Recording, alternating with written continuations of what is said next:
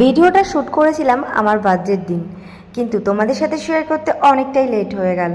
বোঝোই তো, তোমাদের সাথে আগের ভিডিওগুলোতে শেয়ার করেছিলাম আমার বার্থডে দিনের ছোট ছোট ক্লিপ। তো সেখানে তোমাদেরকে দেখিয়েছিলাম আমার জন্মদিনের আশীর্বাদে গিফট স্বরূপ আমি কিন্তু অনেকগুলো টাকাই পেয়েছিলাম আর কি। সেটা দেখে তোমাদের দাদা ভাই বায়না ধরে বসলো যে এতগুলো টাকা ইনকাম করলে তাহলে কি আমায় কোনো ট্রিট দেবে না আর কি। বরবাবু আমার জন্য এত কিছু করেছে আর আমি তাকে সামান্য একটু টিপ দিতে পারবো না?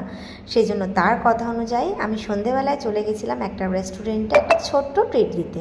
আর যেহেতু আমি আগের দিন রাত্রেবেলায় 12টার সময় কেক কাটিং করেছি, তাই জন্য সন্ধ্যাবেলার সেরকম কোনো সেলিব্রেশনও হয়নি। তাই তোমাদের দাদাভাই মন জিনিস থেকে দুটো পেস্ট্রি কিনে নিয়ে এসেছিলো, বলেছিল এটাই তোমাকে কাটিং করাবো।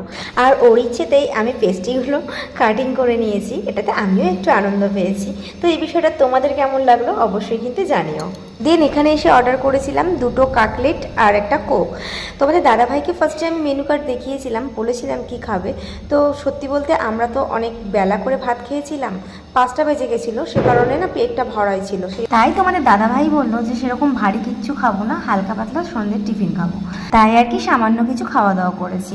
যাই হোক, আমাদের এই ছোট ট্রিটটা তোমাদের কেমন লাগলো অবশ্যই জানিও। চলো ভালো থেকো সবাই, টাটা।